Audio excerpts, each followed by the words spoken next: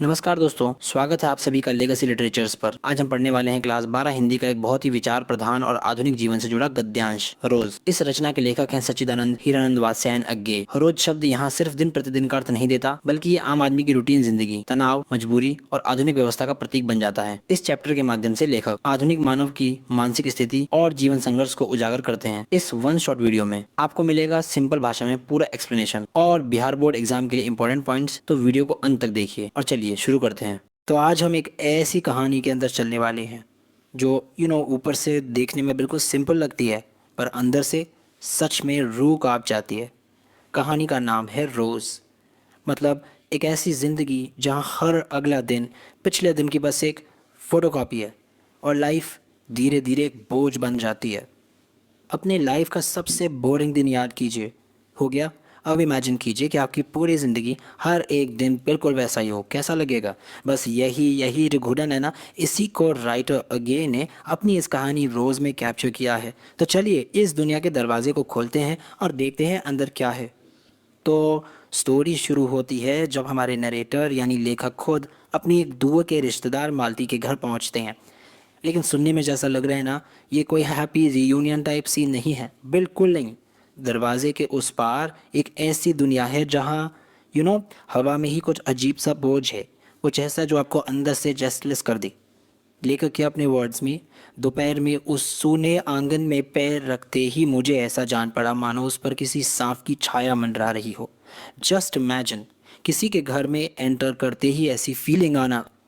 वहाँ एक एक अजीब सा बोझ था, एक ऐसी साइलेंस थी जो बिना कुछ कहे ही चिल्ला चिल्ला कर बता रही थी कि यहाँ कुछ भी ठीक नहीं है।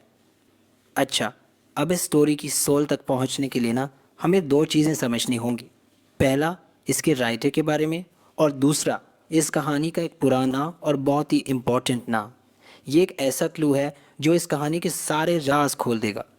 राइटर है सच्चिदानंद हीरानंद वात्स्यायन अज्ञे, हिंदी लिटरेचर के जाइंट्स में से एक। और उनकी पर्सनैलिटी भी कमाल की थी।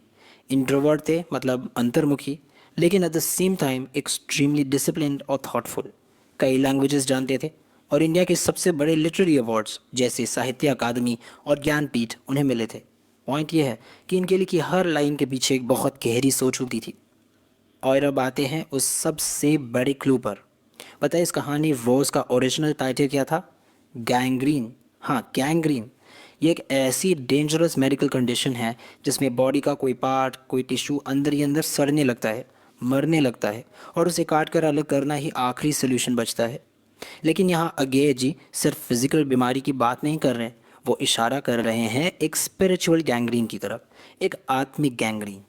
जब रोज़ रोज़ एक जैसी मोनोटोनस लाइफ जीने से इंसान की सोल, उसकी आत्मा ही अंदर से मरने लगती। इस पूरी कहानी के सेंटर में है मालती, और राइटर हमें दो अलग अलग मालती से मिलवाते हैं। एक जो वो शादी से पहले थी, और दूसरी जो वो अब बन चुकी है। और इन दोनों में ज़मीन आसमान का फ़र्क है। राइटर याद करते हैं कि बचपन में मालती कितनी चंचल थी, कितनी ज़िद्दी और बिल्कुल फ्री स्पिरिटेड, एक तूफ़ान की तरह। लेकिन आज शादी के कुछ साल बाद वही मालती एक चुप, थकी हुई और बिल्कुल एक मशीन जैसी औरत बन गई है। उसकी आंखों की वो पहले वाली चमक, वो स्पार्क कहीं खो गया है। उसकी उस पुरानी आज़ादी का सबसे बड़ा प्रूफ चाहिए तो ये इंसिडेंट सुनिए। एक बार उसके फादर ने उसे एक बुक दी और कहा ये पढ़नी है। पता है उसने क्या किया? वो रोज़ उस किताब का एक पन्ना फाड़ कर फेंक देती थी, और 8 दिन बाद अपने फादर से बिल्कुल बेखौफ होकर बोली, किताब मैंने फाड़ कर फेंक दी है, मैं नहीं पढ़ूंगी। सोचो ज़रा, इतनी रिबेलियस लड़की, क्या आज की मालती में उसकी परछाई भी नज़र आती है? तो अब कहानी हमें ले जाती है मालती की लाइफ के एक टिपिकल दिन में, और ये दिन किसी जेल से कम नहीं है। हम नरेटर की आंखों से देखते हैं कि उसकी लाइफ कैसे एक फिक्स रूटीन, एक लूप पर बिना किसी चेंज के बस चलती जा रही है। सुबह 7 बजे हस्बैंड डिस्पेंसरी जाते हैं, दोपहर में वो थके हारे लौटते हैं, शाम 7 बजे तक पानी का वेट करना है ताकि बर्तन धुल सके, और फिर रात 11 बजे तक काम, काम और बस काम। यहाँ टाइम, वक्त, लाइफ को मेजर नहीं कर रहा, बल्कि यह एक जेल की दीवारों जैसा है जो उसे रोज़ एक ही रास्ते पर चलने के लिए फोर्स करता है। और इस मैकेनिकल लाइफ के साइंस वो हर तरफ हैं। जब उसका बच्चा गिर जाता है और उसे चोट लगती है तो एक माँ का प्यार नहीं बल्कि उसके मुंह से थके हुए शब्द निकलते हैं, इसको चोटें तो लगती ही रहती हैं, रोज़ ही गिर पड़ता है।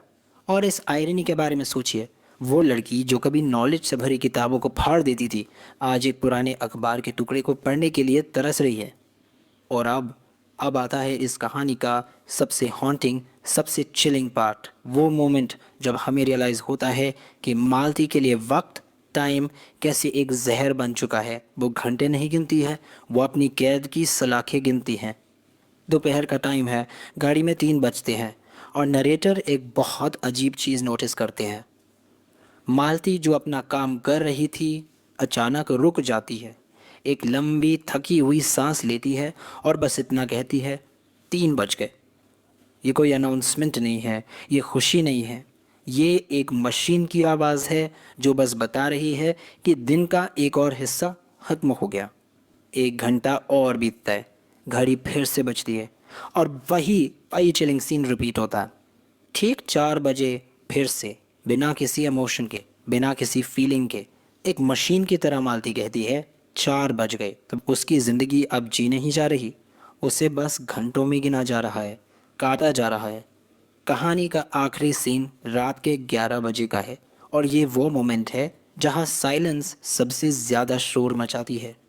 जैसे ही रात के 11 बजने की आवाज़ आती है, मालती की उस मुर्दा हो चुकी आवाज़ में आखिरी शब्द गूंजते हैं, 11 बज गए। और बस इसके साथ ये बिल्कुल क्लियर हो जाता है कि इस घर में इंसानियत हार चुकी है और एक मशीन जैसी रूटीन जीत चुकी है। तो आखिर इस कहानी का, इस रोज़ का, इस कैब का असली मतलब क्या है? What's the real takeaway here? देखिए, मालती की स्टोरी सिर्फ मालती की नहीं है, ये आईना है उस इनविजिबल, उस आत्मिक गैंग्रीन का जो किसी भी इंसान की लाइफ को इन्फेक्ट कर सकता है। जब लाइफ में से नॉवेल्टी, एक्साइटमेंट और पर्पस सब कुछ ख़त्म हो जाता है। सच तो ये है कि ये आज भी हमारे सोसाइटी के कई घरों की कहानी है जहाँ सपनों को बस चुपचाप दफना दिया जाता है। और आखिर में ये कहानी हम सब के लिए एक बहुत बड़ा सवाल छोड़ जाती है। देखिए, लाइफ चलाने के लिए रूटीन ज़रूरी है, हम सबको पता है। पर क्या एक पॉइंट के बाद वही रूटीन हमारी स्पिरिट को, हमारी आत्मा को मार भी सकता है? अगली बार जब आप घड़ी की तरफ देखें ना, तो 1 सेकंड के लिए इस सवाल पर ज़रूर सोचना।